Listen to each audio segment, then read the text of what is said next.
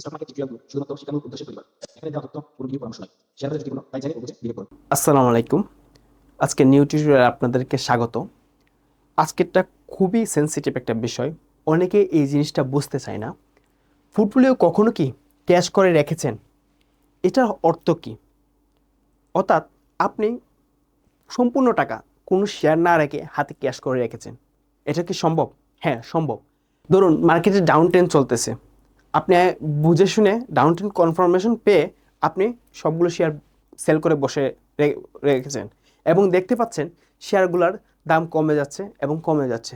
তখন কিন্তু আপনার হাতে ক্যাশ থাকার ফলশ্রুতিতে আপনি কম দামে বছরে শেয়ার কিনতে পারবেন এবং প্রফিট করতে পারবেন।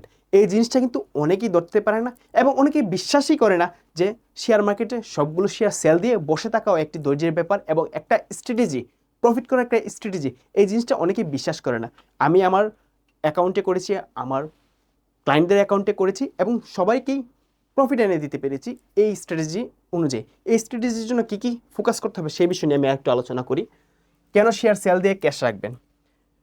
মার্কেট সবসময় একদিকে যায় না, অনেকেই এই বিষয়টা বুঝে না।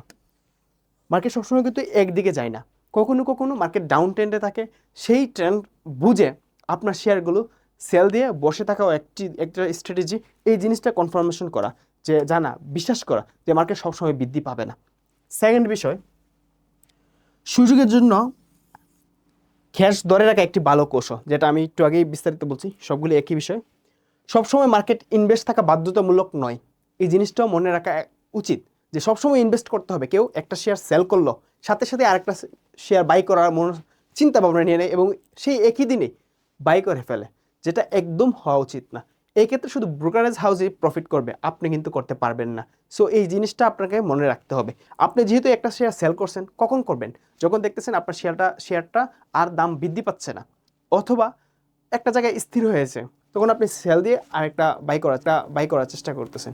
এটা কখন হয়? যখন আসলেই মার্কেটটাই খারাপ থাকে, তখনই এমন হয়। 10টা বৃদ্ধি পেলে মার্কেট ইন্ডেক্স বাড়লে আপনারটা অটোমেটিকলি বাড়বে, আপনি যে স্টকে বাই করেন না কেন। সো এই জিনিসটাই হচ্ছে মূল বিষয়। ডাউন ট্রেন্ডে ক্যাশ টাকা চিন্তা করবেন। সো ধন্যবাদ আজকের জন্য।